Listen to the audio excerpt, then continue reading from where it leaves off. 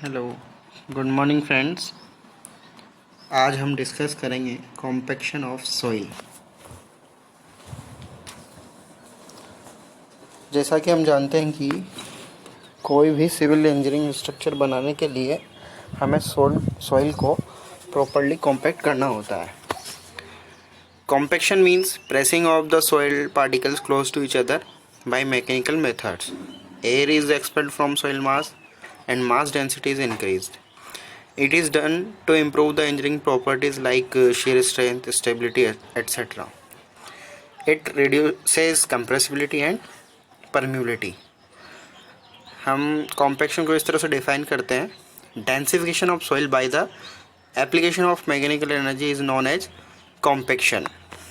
हम यहाँ देख सकते हैं ये जो 3 फेज डायग्राम दिखाया गया है, बिफोर कॉम्पैक्शन और आफ्टर कॉम्पैक्शन। हमने 3 फेज डायग्राम में सॉइल मास का वॉल्यूम V1 बिफोर कॉम्पैक्शन दर्शाया है और बाद में हमारे पास वॉल्यूम है V2। और जब हम डेंसिटी निकालते हैं V1 और V2 से तो हमारे पास जो गामा 1 डेंसिटी बिफोर कॉम्पैक्शन है और गामा 2 डेंसिटी आफ्टर कॉम्पैक्शन है। तो gamma 2 will be greater than gamma 1, मतलब जो हम एक बार कॉम्पैक्शन कर देते हैं सॉइल का तो उसका डेंसिटी बढ़ जाता है। Objective of compaction, it reduces the settlement of structure, improves the shear strength of soil and thus increases the bearing capacity, reduces the shrinkage and swelling of soils, increase the factor of safety against possible slope failure of embankment and earth dams।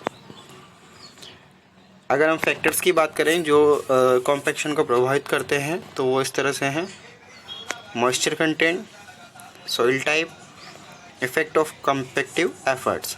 और compactive efforts हमारे पास होंगे nature of effort और amount of effort.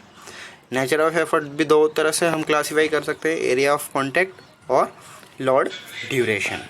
तो ये factors हुए हमारे पास जो compaction को प्रभावित करेंगे। तो पहले हम डिस्कस करते हैं टाइप ऑफ सॉइल किस तरह से जो है कॉम्पैक्शन को प्रभावित करेगी। The type of soil has greater influence on it's compaction characteristics. Normally heavy clays and silts offer higher resistance to compaction, whereas sandy soils and coarse grained or gravelly soils are amiable for easy compaction। मतलब जो grand soil होगी या कोहेजनलेस soil होगी उनमें हम higher compaction achieve कर सकते हैं in comparison to heavy clays silts etcetera. Well graded granular soil obtain high degree of dry density and usually compact easier. जो वेल ग्रेडेड सॉइल होगी वो प्रॉपरली और इजीली कॉम्पैक्ट की जा सकती है। The course grand soils yield higher densities in comparison to clays. A well graded soil can be compacted to higher density. Cohesive soils contain high quantity of air weights. This soil group requires more water to minimize air weights and therefore the optimum moisture content is high.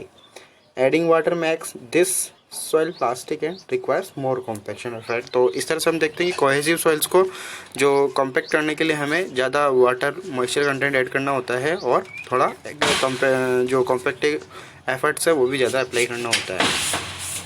ये soil type से जो compaction प्रभावित होता है उसको हमने graphical represent कर रखा है। इसमें हम देख रहे हैं कि जो क्ले है उसमें ऑप्टिमम मॉइस्चर कंटेंट हमें ज़्यादा होगा, मतलब मॉइस्चर ज़्यादा ऑप्टिमम मॉइस्चर कंटेंट में हमें कम ड्राई डेंसिटी मिलेगी मैक्सिमम। और इस तरह से हम देखें तो क्रस्ट स्टोन और सैंडी ग्रेवल में हमें या सैंड में कंपैरेटिवली कम मॉइस्चर कंटेंट पर ज़्यादा से ज़्यादा ड्राई डेंसिटी अचीव होती है। फिर हम बात करते हैं टाइप ऑफ कॉम्पैक्टर कि हम किस तरह से कॉम्पैक्शन कर रहे हैं, कौन सा कॉम्पैक्टर हमने यूज़ किया है।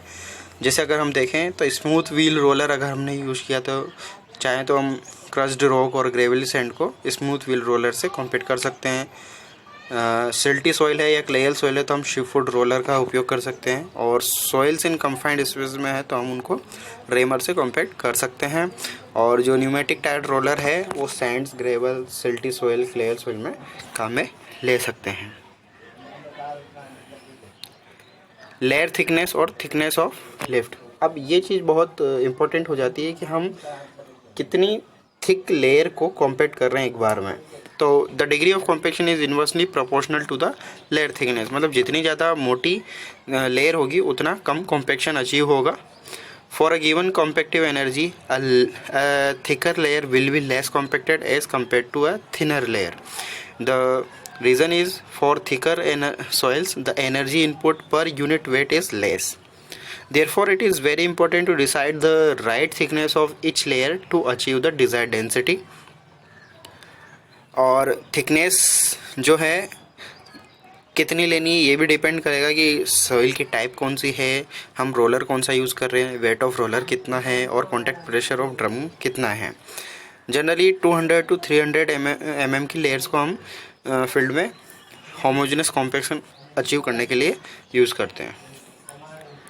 अब हम अगर बात करें नंबर ऑफ़ रोलर पासेस की, तो वैसे तो क्या होगा कि जितनी बार हम सरफेस पे से रोलर को पास करेंगे उतना ज़्यादा कॉम्पैक्शन मिलेगा, लेकिन ऐसा नहीं है कि हर बार जितने हम बढ़ाते जाएं रोलर पासेस तो कॉम्पैक्शन बढ़ता है, नहीं। एक मैक्सिमम डेंसिटी अचीव करने के बाद इसका कोई फ़र्क नहीं पड़ता है।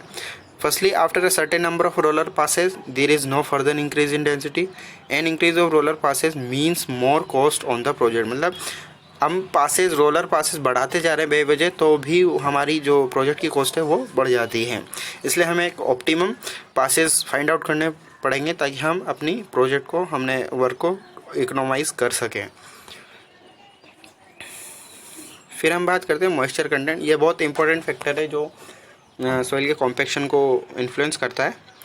Proper control of moisture content in soil is necessary for achieving desired density. Maximum density with minimum compactive effort can be achieved by compaction of soil near its optimum moisture content. मतलब अगर हमें optimum moisture content पता है या हम determine कर चुके हैं उसको लेबोरेटरी में या किसी मेथड से, तो हम उस पर मैक्सिमम ड्राई डेंसिटी अचीव कर पाते हैं। If the soil is less than its optimum moisture content, a calculated amount of water should be added to the soil with a sprinkler attached to a water tanker and mixed with soil by a motor grader for uniform moisture content. अगर soil जो है उसमें moisture content कम है optimum moisture content से OMC से, तो हम उसमें वाटर ऐड करेंगे, फिर हम उसमें कॉम्पैक्टिंग एफर्ट अप्लाई करेंगे। If the soil has too much moisture, a suggested requirement is drying to aeration to reach up the to optimum moisture content.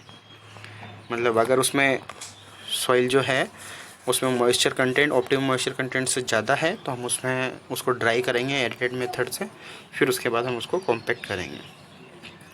इस तरह से कॉन्टैक्ट प्रेशर की जब बात करें हम, जैसे टायर जो भी है न्यूमेटिक टायर या ड्रम रोलर है उसका कॉन्टैक्ट सरफेस पे कितना हो रहा है, तो contact pressure depends on the weight of the roller wheel and contact area. In case of pneumatic roller the tyre inflation pressure also determines the contact pressure in addition to wheel load. A higher contact pressure increases the dry density and lowers the optimum moisture content. Field में हम compaction kneading static weight vibration impact explosive इन method से करते हैं, और generally जो हमारे पास machine से उपकरण है ये सब हैं जो इनसे हम कॉम्पैक्शन करते हैं फील्ड में। आप देख सकते हैं ये है स्मूथ स्टील ड्रम रोलर जो जनरली हर कंस्ट्रक्शन वर्क में हम काम लेते हैं। सेकंड न्यूमेटिक टायर रोलर है, और थर्ड है शीप फूड रोलर। इसमें जो फ्रंट जो ड्रम दिख रहा है उसमें आपको शीप की फुट की तरह प्रोजेक्शंस नज़र आ रहे होंगे। ये ग्रिड रोलर है जिसमें ग्रिड बनी होती है न्यूमेटिक टायर्स की। सेकेंड वाइब्रेटिंग प्लेट है जो कॉम्पैक्शन जो करती है वो वाइब्रेशन के थ्रू करती है।